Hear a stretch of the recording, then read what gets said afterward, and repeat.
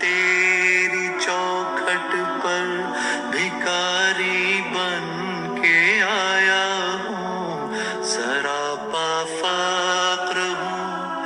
عجز و میں قرآن فہمی کے اصول میں ایک نظر آپ لوگوں کو بتا دیتی ہوں، اور پھر ہم آگے چلتے ہیں تاکہ ہمارے وہ ایک روز چیز پڑھیں گے تو ذرا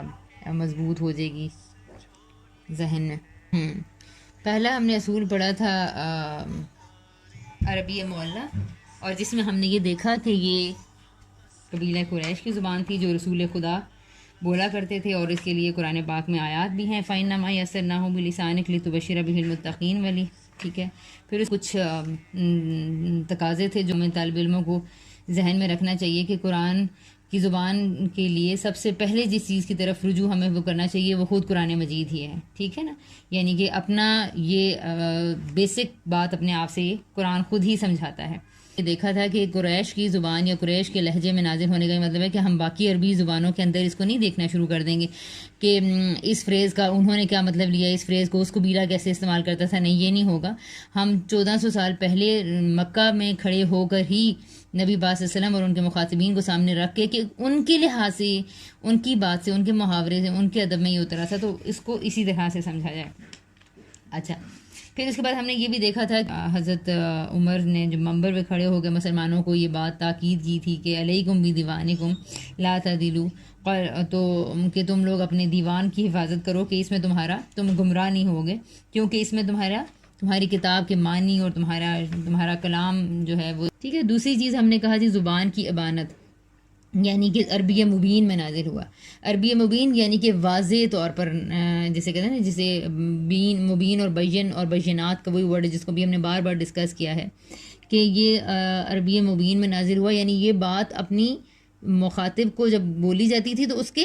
دل میں اتر جاتی تھی، اس کو صحیح طریقے سے پوری طرح اس کو سمجھ میں آ جاتی تھی، اس کا اسلوب، اس کا محاورہ، یہ پوری طرح ابلاغ کرتی تھی یہ زبان، ٹھیک ہے۔ یعنی کہ اس کا مطلب ہے کہ قرآن کی زبان کو ایسا بھی نہیں ہونا چاہیے جو کہ اس وقت کے مخاطبین پہ ان پر کلیئر ہی نہیں تھی، تو ایسا بھی نہیں ہے۔ اسی لیے جیسے میں آپ کو ایک مثال دوں کہ ابل کا لفظ ہے نا، تو ابل کا لفظ آپ بعض تفسیروں میں دیکھیں گے کسی نے بہت بڑے بڑے بادلوں کے لیے بھی ابل کا لفظ لیا ہے، اور کسی نے کہا ہے ایک ابل اونٹ کو کہتے ہیں، تو اب ابل کا معروف مطلب ہی لیا جائے گا جو کہ عرب جس جگہ پہ ابل کو استعمال کر رہے ہیں، ٹھیک ہے نا۔ افلا ينظرون الى الابل كيف خلقت، تو لوگوں کو چونکہ اس کا تعلق نہیں سمجھ میں آیا اگلی آیات کے ساتھ کہ اونٹ یہاں کہاں سے آ گیا ہے، اور آگے تو آسمان زمین اور وہی پہاڑ ہے، تو اس کا کیا تعلق ہے۔ تو اب بعض لوگوں نے اس کو آسمان کے بادلوں سے ملانے کی کوشش کی، بعض نے اس کو کوشش کی، تو نہیں، یہ نہیں ہم کر سکتے۔ عربی مبین کا مطلب یہ ہے کہ یہ واضح طور پر وہی زبان ہے یا کا وہی مطلب لیا جائے گا جو اس وقت قریش مکہ کو کے ہاں سمجھا جاتا ہے۔ تو اس کا مطلب ہم اونٹ سے کسی بھی لغت میں آپ کو اس کے اور میننگز مل جائیں گے، لیکن لغت فائدہ نہیں یہاں دے گی۔ ابل کے معنی کو ڈیسائیڈ کرنے کے لیے ہم نے قریش مکہ کے ذوق کا خیال رکھنا ہے کہ وہ جب ان کے سامنے ابل لفظ بولا جاتا تھا تو وہ اس سے کیا مراد لیتے تھے،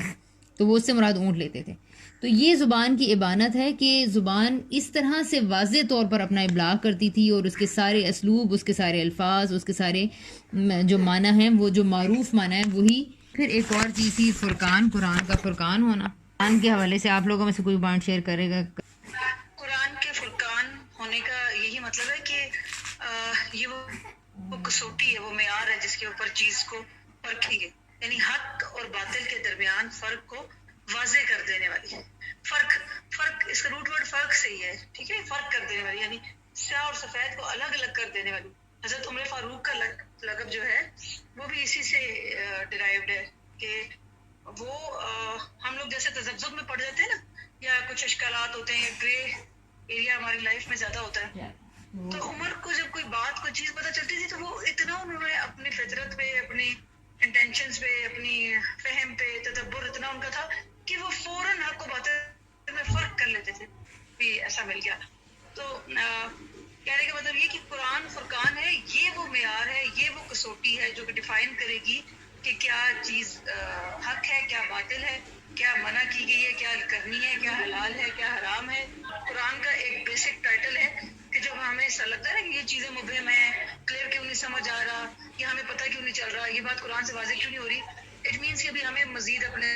तदब्बर को, अपने फहम को, अपने गौर फिक्र को, अपने इल्म को एलिवेट करना है, क्योंकि कुरान के बारे में अल्लाह ताला जिसने उसको नाजिल किया उसने इसकी सिफ्त बता दी है, इसकी खसूसियत बता दी है कि ये फुरकान है, ये मीज़ान है जिसके ऊपर आप रख के किसी चीज़ को तोल सकते हैं, उसका खरा खोटा निकाल सकते हैं और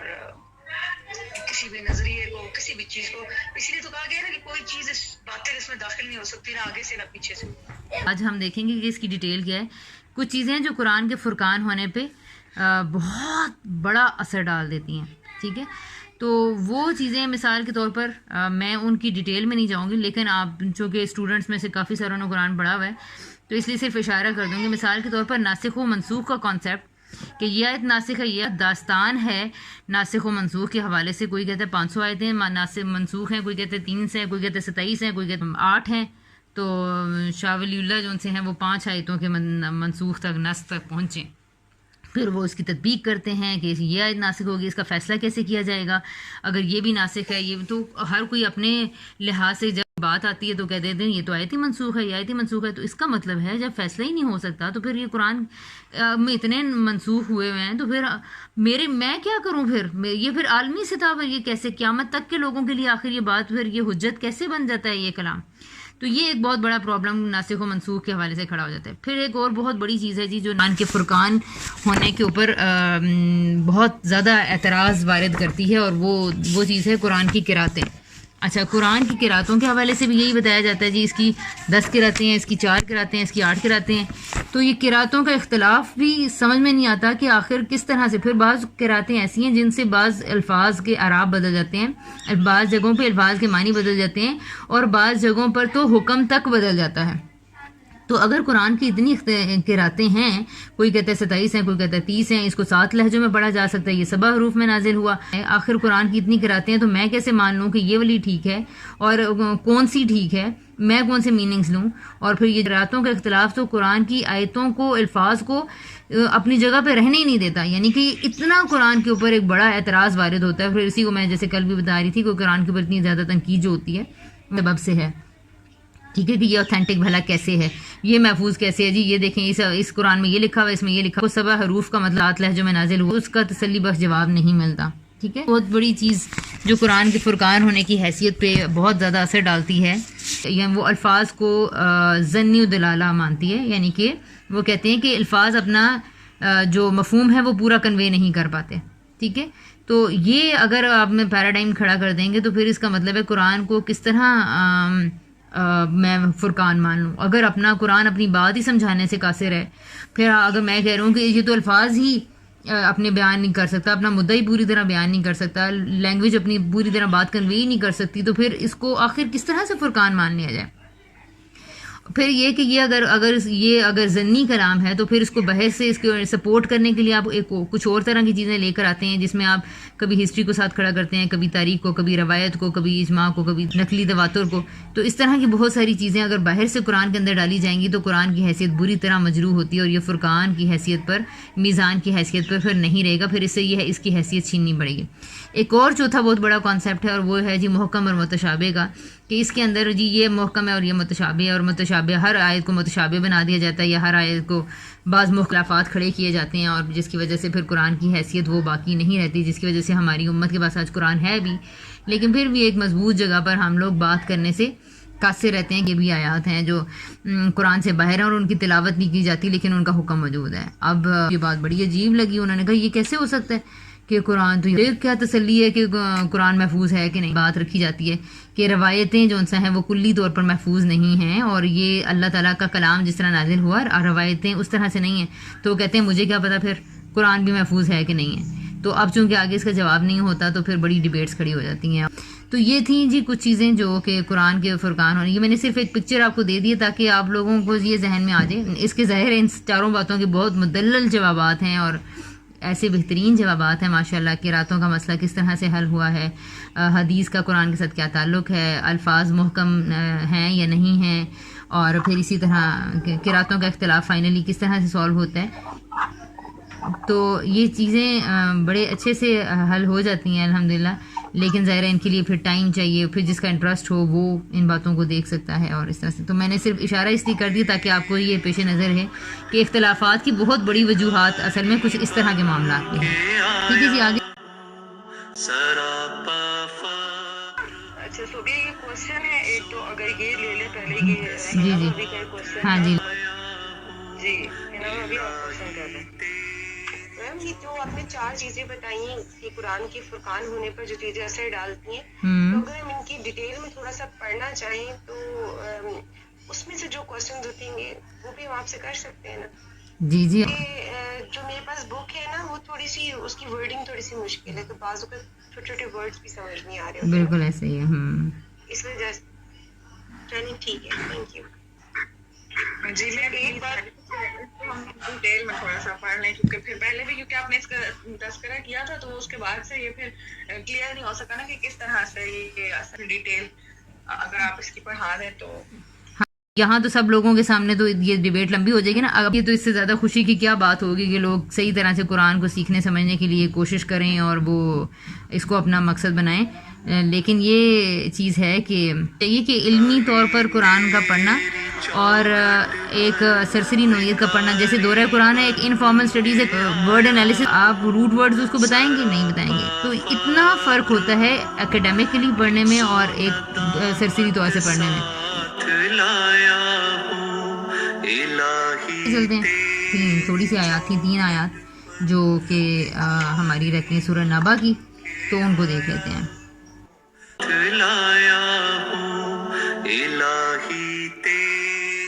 ایک بات میں بھی پوچھنا چاہ رہی تھی کہ ہم کہتے ہیں کہ قرآن میزان ہے اور فرقان ہے، مجھے مطلب اس کا تو مجھے بہت اچھا وہ لگا تھا جو کہ کوانٹٹی چیک ہے، کوالٹی چیک. اچھا تو اب یہ جیسے میرے پاس جو قرآن ہے تو اس میں لکھا ہوا ہے اما یتساءل، تو کہتے ہیں یہ لوگ آپس میں کس چیز کے بارے میں پوچھتے ہیں؟ اس بڑی خبر. اچھا اب انہوں نے اس بڑی خبر کوئی ایک نہیں لکھی، انہوں نے کہا ہے کہ قیامت بھی ہو سکتی ہے اور قرآن بھی ہو سکتا ہے. اچھا اس طرح بہت ساری جگہوں پہ ہم اپنا قرآن، اس سے ہم یہ بھی مراد لے سکتے ہیں اور یہ بھی. تو اب جیسے یہاں بھی یہی لکھا ہے کہ اس بڑی خبر یہ بڑی خبر قیامت بھی ہو سکتی ہے اور قرآن بھی. تو یہ کیا ہے پھر؟ مطلب ایک چیز کو پن پوائنٹ کیا گیا ہے یا پھر اسی طرح اللہ تعالیٰ بھی 2-3 چیزیں ایک وقت میں. کل جو مثال تھی کہ یہ بچہ کیوں اتنا رو رہا ہے، اس کو کیوں کچن میں اتنا کچھ پڑا ہے، ٹھیک ہے، تو اس سے ہمیں پتہ چل جائے گا کہ بچہ کسی چوٹ کی وجہ سے، کسی درد کی وجہ سے، کسی لڑائی کی وجہ سے نہیں رو رہا، کیونکہ اس کی اگلی بات کہا گئی ہے کہ کچن میں اتنا کچھ تو پڑا ہے، تو اس کا مطلب بچہ بھوک کی وجہ سے رو رہا ہے. تو اس دن یہی بات ہوئی تھی کہ 3 سے 4 یا 5 رائے تو بہت سارے مفسرین اس سے بچنے کے لیے دے دیتے ہیں کہ جی کچھ علماء نے یہ رائے دی ہے، کچھ علماء نے یہ رائے دی. ہم نے یہ سمجھا ہے کہ شاید اس سے تو فرقہ بازی کم ہو جائے گی کہ ہم سب کی رائے لے لیں، لیکن وہ یہی سمجھایا گیا تھا کہ کانٹیکسٹ میں دیکھیں آگے بات کیا ہے، پیچھے بات کیا ہے، اگلے الفاظ کیا کہہ رہے ہیں، اگلی آیات کیا کہہ رہی ہیں. اگر میں کہہ رہی تھی بچہ کیوں رو رہا ہے، اس کو پٹی لگاؤ، تو صاف پتہ لگ جاتا ہے کہ چوٹ کی وجہ سے رو رہا ہے، ٹھیک ہے. اگلی جو بات ہے یا جو پچھلی بات ہے وہ اس کانٹیکسٹ کو مزید واضح کر دے. تو اگر چلے آپ کے پاس 3 سے 4 رائے بھی آ گئی ہے نا، تو یہ بھی علماء کا آپ کے اوپر ایک احسان ہے. میرا کام ہے کہ ہم اپنے لیے اس کو پن پوائنٹ کریں، اس کو ہم اس فرقان میزان کے اس پہ جائیں. آپ کو ہو سکتا ہے کہ اس میں تھوڑی آپ کے تدبر اور اس کے ساتھ چینج کے ساتھ تھوڑا بہت آپ کی رائے بڑھتی رہے، لیکن آپ 8-8 10 رائے نہیں لے سکتے. ایک ہی رائے کو مقدم رکھیں گے یا اسی کو سمجھیں گے کہ یہ جی آگے جو باتیں ہو رہی ہیں اس سے پتہ چلتا ہے کہ یہ قیامت کے بارے میں کہہ رہے ہیں. یہی وہ طریقہ کار ہے قرآن کو سمجھنے کا جس طرح کہ ہم عام دنیا کی کتابوں کو باقی طور پہ سمجھتے ہیں. اور یہ ضنی نہیں ہے، یہ جو زبان اپنی بات پوری طرح کنوے کرتی ہے اور اتنے اسٹرانگ میکنزم سے اور اتنے سائنٹیفکلی کرتی ہے کہ اس کو ریجیکٹ نہیں کیا جا سکتا، جیسے کہ یہ والی ایگزامپل بچے والی ڈسکس ہوئی تھی. ٹھیک ہے، تو اس میں زیادہ آگے بھی جانے کی ضرورت نہیں ہے یتساءلون، بلکہ دوسری چیز میں پتہ چل گیا کہ ان نبأ العظیم کے بارے میں وہ لوگ سوال کر رہے تھے جس کے بارے میں وہ اختلاف میں پڑے ہوئے تھے، اور اسی کے بارے میں اللہ تعالیٰ کہے تھے کہ تمہیں ان قریب پتہ چل جائے گا. اچھا جی، پھر اس کے بعد ایک یہ چیز ہے کہ جہنم والوں کے بارے میں پڑھا ہم نے، جنت والوں کے بارے میں پڑھا کہ یہ سارے لوگ آخر کار اس دن جان ہی لیں گے اس دن کی حقیقت کو. اچھا آخری جو میں بات آپ کو کہی تھی، اب یہاں سے دیکھیے گا، رب السماوات والارض وما بینہما الرحمن لا یملکون منہ خطابا. تھوڑا سا ورڈ انالیسس دیکھتے ہیں. ربی را بابا، اس کا روٹ ورڈ ہے، را بھی اندر ہی موجود ہے، ترتیب سے بابا آ رہا ہے. سماوات میں سین میم واو الف لام اس کو خاص کرنے کے لیے ہے، اور سین میم واو سمو آپ کو پتہ چل رہا ہے، ٹھیک ہے، آسمان، اور وا اور الارض الف لام نکال دیں تو الف اور را اور ضاد از زمین، ٹھیک ہے، ہو گیا، وال حرف ہے، ما حرف ہے، بینہما بینا اور ہما کو ملا کر بنا ہے، بینہما درمیان میں ان کے، اور الرحمن آپ جان چکے ہیں، راہا میم اس کا روٹ ورڈ ہوگا، لا ورڈ ہے نہیں، یملکون کا روٹ ورڈ یہ جو یا ہے، یا وہ، اور میم لام کاف ملک، اور ملک اختیار، پاور، طاقت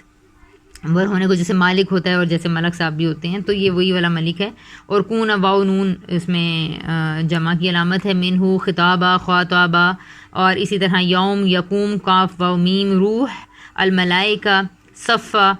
صاد فافا، تو کوئی بھی اس میں نیا ورڈ نہیں ہے۔ اب یہ پیراگراف آپ خود پڑھیں گے۔ اچھا جی، who will volunteer؟ یہ ظاہر آپ نئے لوگوں کو کہہ رہی ہوں گی۔ جی ظاہر ہے جی، صاد فا فا لا یتکلمون کلام سے کاف لام میم، مائدہ اور رباب یہ لوگ بھی ہیں، ان سے بھی ذرا کوشچن کیا کریں، ذرا یہ جاگیں یہ لوگ نا۔ جی ٹھیک ہے، کل کاف لام میم، پھر ہے من ازن حمزہ زال نون، ازن اجازت کو کہتے ہیں، لہو الرحمن راہ میم وہی ورڈ ہے، پھر قولا قاف واو لام قول، قول ہم بات کو کہتے ہیں، یہ بھی وہی والا قولا ہے، ثوابہ سواد واو با نظر ہی آ رہا ہے اس کے اس سے۔ اچھا جی، اور پھر اس کے بعد ہے ذالکہ الیوم الف لام ہٹا دیں، یا واو میم، الحق میں الف لام ہٹا دیں، ہا قاف قاف کیونکہ قاف کے اوپر تشدید ڈلی ہوئی ہے، ٹھیک ہے، حق، اور پھر اس کے بعد ہے جی فمن، فا الگ ورڈ ہے، من الگ ورڈ ہے، تو جو کوئی شاء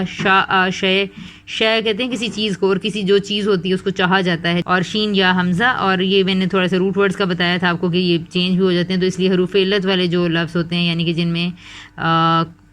ووبل ساؤنڈز آ جاتی ہیں اس کے کو بے شک آپ نہ کریں کنفیوژن سے بچنے کے لیے، بہت چھوٹے سمپل ورڈز میں جہاں سے نکالنا آ جاتے ہیں وہاں سے لے لیں۔ پھر اتخذ میں اخذ کرنا، یہ بھی عام اردو میں بولتے ہیں اخذ کرنا، لینا کسی چیز کو، الی ربہ مآبا، ترتیب سے دیکھ لیں کہ حمزہ اور واو اور با موجود ہے اس کے اندر، انا تھا اور الف تھا، نا بے شک ہم، انذرنا نذر وہی عام اردو کا لفظ ہے، کم ضمیر کے لیے آتا ہے جو السلام علیکم میں بولتے ہیں، تو کم آپ سب پر، ٹھیک ہے جی، عذاباً عین ضاد با عذب، اور کرینہ قریباً جون سا ہے یہ بھی اردو کا ورڈ ہے، قاف را با قرب، یوم ینظر نظر یہ بھی اردو کا ورڈ ہے دیکھنا، المرء ہاں عربی میں کہتے ہیں آدمی کو، ما قدم تھا، قدم بھی اردو کا ورڈ ہے، اور جب ہم قدم رکھتے ہیں تو ہم آگے جاتے ہیں، ٹھیک ہے، تو قدم تو پیچھے جانے کے لیے بھی آتا ہے اور آگے بھیجنے کے لیے بھی آتا ہے، یعنی جو آگے بھیجا جاتا ہے وہ بس وہ چلا گیا، اور یدا ید آپ کو پتہ ہے یہ ہاتھوں کو کہتے ہیں، یدین ید یدا دو ہاتھ، ہو اس کے جیسے ہم کہتے ہیں رضی تعالیٰ عنہ، تو ہم ابو بکر کے لیے رضی تعالیٰ عنہ کا لفظ استعمال کرتے ہیں، ہو کا مطلب ہوتا ہے وہ مرد، تو یداہ اس کے ہاتھ، و اور یقول قول وہی ورڈ، اور کفر کافرا چھپانا، اور یا لیتنی لیتا جیسے ہم کہتے ہیں ہائے استعمال کرتے ہیں، تو یا لیتنی عربی میں اس کے لیے استعمال کرتے ہیں، تو لیتا کا ورڈ ہے یہ، لام یاتا یہ ان کا ایک عام اسلوب تھا جو جس میں کہ ملامت حسرت کے لیے جو آتا ہے، کن لفظ ہے اس کو آپ کو یاد کرنا پڑے گا، اور ترب تارابا مٹی کو کہتے ہیں، اور تراب بھی آپ نے سنا ہی ہوگا، تو یہ خیر اس کا ورڈ ہے۔ اس کو ترجمہ دیکھیں، اس میں فہم میں کیا بات اس میں ذرا کنسیڈر کرنے کی ہے کہ جنتیوں کے ذکر کے بعد اللہ تعالیٰ نے ایک اور جنت اور جہنم کا ذکر کرنے کے بعد بہت بنیادی بات اللہ تعالیٰ نے ایک واضح کر دی ہے کہ رب السماوات والارض وما بینہما الرحمن لا یملکون منہ خطابا، کہ ساری زمین اور آسمان اور جو کچھ اس کے درمیان میں ہے وہ رحمان کے قبضے میں ہے، وہ رحمان کی ہے، اور اس دن کوئی بھی شخص اس سے لا یملکون وہ مالک نہیں ہو سکے گا منہ اس سے کوئی بھی بات کرنے کے لیے، یعنی کہ زمین اور آسمان اور اس کے درمیان کی ہر چیز۔ یہاں پر ایک اور بڑے مزے کی چیز ہے کہ لفظ آیا ہے رحمان آیا ہے، اور رحمان سے آپ کو پھر وہی بات ہے کہ ہمیں ذہن میں آنا چاہیے کہ عدل قائم ہوگا، یعنی کہ جو زیادتی کر کے انسان آیا ہے نا، تو اب زمین اور آسمان کے سارے ریکارڈز اس کے پاس ہیں، اور اب وہ رحمان کیا کرے گا، مظلوموں کو انصاف دلائے گا اور وہ عدل قائم کرے گا۔ تو اس دن ایسا وہ خدا ہے جس کے پاس یہ ساری چیزوں کی قدرت کلی طور پر اس کے پاس ہوگی۔ رہا انسانوں کا معاملہ جو آج سمجھتے تھے کہ ہم سفارش کر کے ہم کسی چیز کو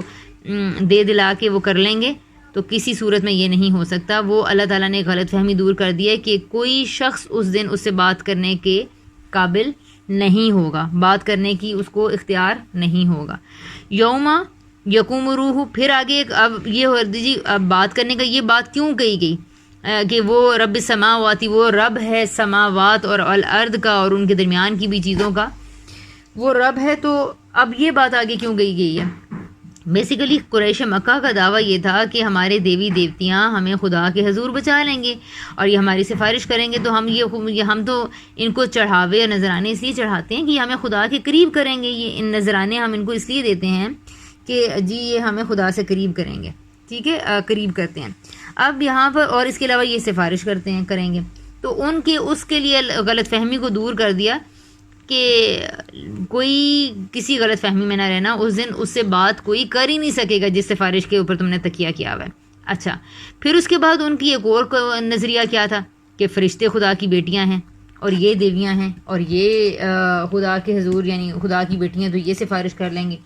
اچھا، اس کانسیپٹ کو بھی اب آگے اللہ تعالیٰ نے لے لیا کہ افراد کے بارے میں بھی بھول جاؤ، بتوں کے بارے میں بھی بھول جاؤ اور فرشتوں کے بارے میں بھی بھول جاؤ. فرشتوں کا حال تو یہ ہوگا کہ یوم یقوم الروح والملائکہ، دن فرشتے، روح یعنی جبرائیل امین اور الملائکہ اور دیگر تمام فرشتے تو خود صف در صف لائن بنا کر کھڑے ہوں گے. ٹھیک ہے جی، فرشتوں کا بھی عالم اللہ تعالیٰ نے بتا دیا تاکہ کسی غلط فہمی میں سارے لوگ نہ رہیں. فرشتوں کے بارے میں بھی ان کا کانسیپٹ ٹھیک کر دیا. پھر اس کے بعد آگے ایک اور چیز آ رہی ہے کہ لا یتکلمون الا من اذن لہ الرحمن وقال صوابا، تو کوئی بھی بات نہیں کر سکے گا، کوئی بھی کلام نہیں کر سکے گا مگر صرف وہ کر سکے گا من جس کو اذن اجازت دی جائے گی. ٹھیک ہے. اچھا، اب یہاں سے پھر ایک ایسے لگتا ہے کہ لوگ تو ایسے ہوں گے جو کہ بات کر لیں گے، جو کہ جن کو اجازت ملے گی، تو ہو سکتا ہے کہ ان کو اجازت مل جائے ان کے دیوی دیوتاؤں کو ایسے جو انہوں نے بنائے ہوئے تھے کہ سفارش کر لیں گے، یا جیسے ہمارے ہاں تصور ہے کہ ہمارے بزرگ ہمیں بخشوا لیں گے اور ہم فلاں کی بیعت کریں اور فلاں جگہ پہ چلے جائیں تو ہماری شفاعت ہو جائے گی. تو یہاں پر اللہ تعالیٰ کہہ رہے ہیں نہیں، من اذن لہ الرحمن، جس کو رحمان اجازت دے گا، وقال صوابا، اور وہ صحیح بات کہے گا. اس کی مثال یوں لی جا سکتی ہے، مثلا یہ کہ آپ کسی کمپنی کے ڈائریکٹر ہوں اور آپ نے کسی جنرل مینیجر کی سلیکشن کرنی ہو، تو آپ سے کیا امید کی جائے گی کہ آپ کس کی سفارش کے لیے کہیں گے؟ کیا آپ کسی ایسے بندے کی سفارش کے لیے نام لیں گے جو کہ نالائق ہو یا جس کی ڈگری مکمل نہ ہو یا جو امانت دار نہ ہو یا جس کو کام ہی نہ آتا ہو؟ تو اس لیے اللہ تعالیٰ بھی جس شخص کو سفارش کرنے کے لیے اجازت دیں گے وہ ایسا رسپانسبل شخص ہوگا جو اس عہدے کے لیے اس کے اہل ہی کی سفارش کرے گا. لیکن ہم لوگ دنیا کے معاملات میں تو بڑی عقل سے کام لیتے ہیں،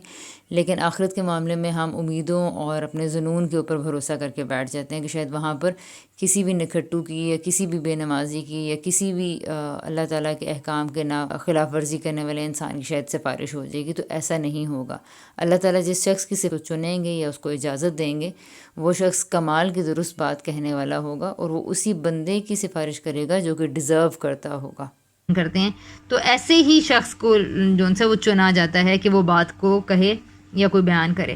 تو یہاں پر اللہ تعالیٰ نے ایک بہت بڑا کانسیپٹ کلیئر کر دیا ہے کہ اللہ تعالیٰ کے سامنے اگر کسی کے ذہن میں کوئی تصور شفاعت کا بیٹھا ہوا ہے تو یہ ذہن میں رکھیں کہ شفاعت کوئی اس دن نہیں کر سکے گا. اصول نمبر 1. نمبر 2 یہ کہ اگر شفاعت کوئی کر سکے گا، اچھا فرشتے بھی شفاعت نہیں کر سکیں گے، دیوی دیوتا بھی نہیں کر سکیں گے، انسان بھی نہیں کر سکیں گے، کلی اختیار رب کے پاس ہے. کوئی خطاب کر ہی نہیں سکتا ہے رب کی اجازت کے بغیر، کیونکہ اس دن کا مالک یوم الدین اللہ تعالیٰ ہیں، تو خود اپنی مرضی سے تو کوئی بول نہیں سکے گا. فرشتوں کے بارے میں ذہن میں آتا ہے بڑی طاقتور مخلوق ہیں. پھر فرشتوں کے بارے میں تصور بھی تھا یہ قریش مکہ کہ وہ اللہ کی بیٹیاں ہیں، یا ان کے بارے میں بھی بتا دیا کہ وہ تو خود اس دن صف در صف کھڑے ہوں گے. ان کی تو اپنے اوپر خشیت کا یہ عالم ہوگا کہ وہ ذرا بھی رولز کو وائلیٹ نہیں کر سکیں گے. جو صف در صف کھڑے ہونا وہ ڈسپلن کو ظاہر کرتا ہے نا، تو ڈسپلن تو وہی رہتا ہے جس کے اوپر کوئی اپنے آپ کو کسی خوف سے جو اپنے آپ کو ڈسپلن کر رہے، اٹ مینز اس کے اوپر کوئی اور اتھارٹی ہے، تو وہ تو خود ان کا یہ حالت ہوگی. اچھا، پھر اس کے بعد آتا ہے کہ پیغمبر کے انبیاء بھی نہیں بات کر سکیں گے، کیا وہ بھی سفارش نہیں کر سکیں گے؟ اور کیا صالحین کی شفاعت کے بارے میں جو ہمیں خبر ملتی ہے تو اللہ تعالیٰ کہہ رہے ہیں ہاں وہ لوگ کلام کر سکیں گے جن کو خدا اجازت دے گا. اچھا، خدا اجازت تو کیا پتہ فرعون کو بھی دے دے؟ نہیں،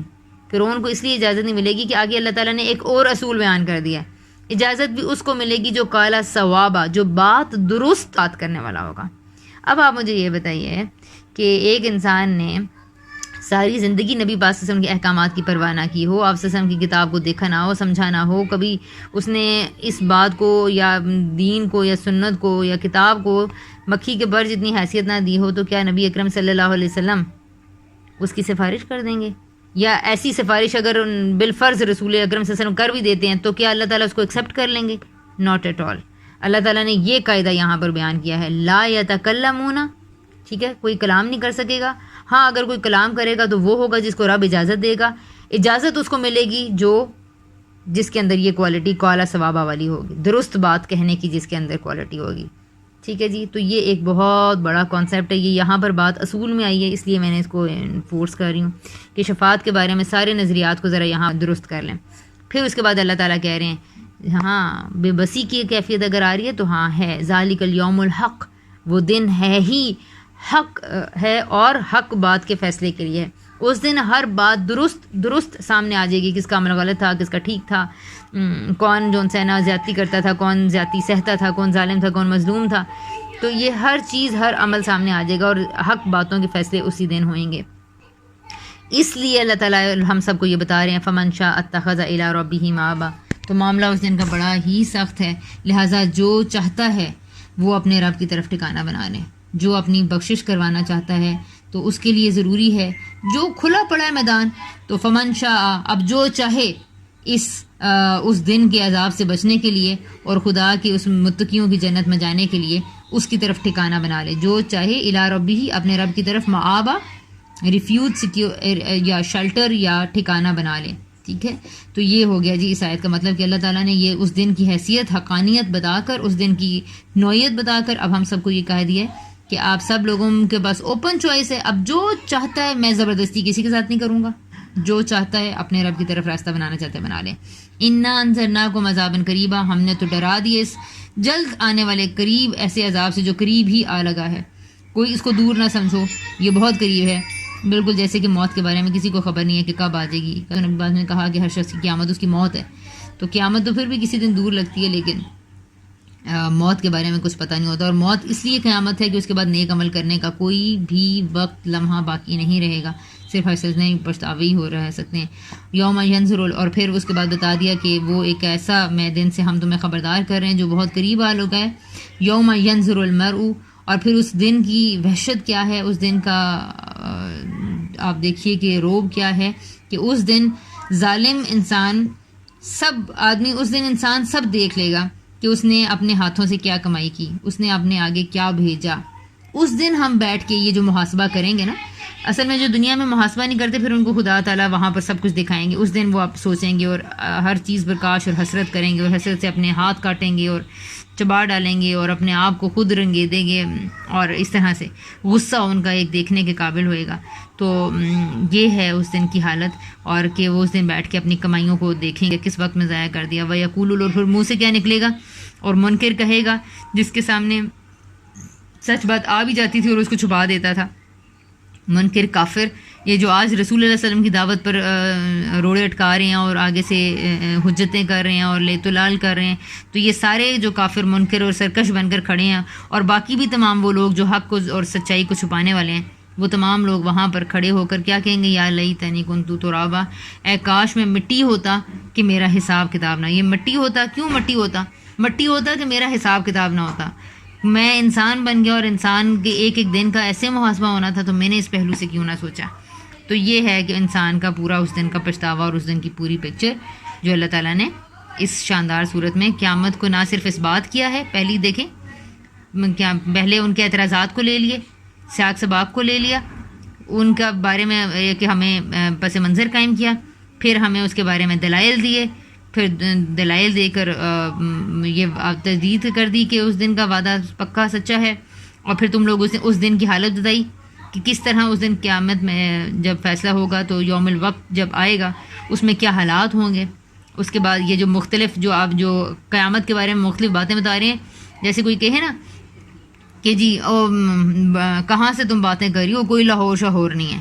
تو آپ کہیں کہ لاہور کیا قلعہ تمہیں نہیں پتہ، کیا تم نے شاہی قلعہ نہیں دیکھا ہوا، کیا تم نے شالیمار نہیں دیکھا ہوا، کیا تم نے مینار پاکستان نہیں دیکھا ہوا. تو آپ یعنی اس کے سامنے ایسی چیزیں لا کے کھڑی کر دیں جس کے بعد انکار ممکن نہ رہے. تو وہ جو روزے قیامت کو جھٹلا رہے تھے تو اللہ تعالیٰ نے سارے قیامت کے جہنم کے احوال لا کے کھڑا کر دیے کہ اس کو جھٹلاتے کیا ہو. ان جہنم مکانت مرصادہ، اس دن جہنم تمہارے انتظار میں کھڑی ہوگی.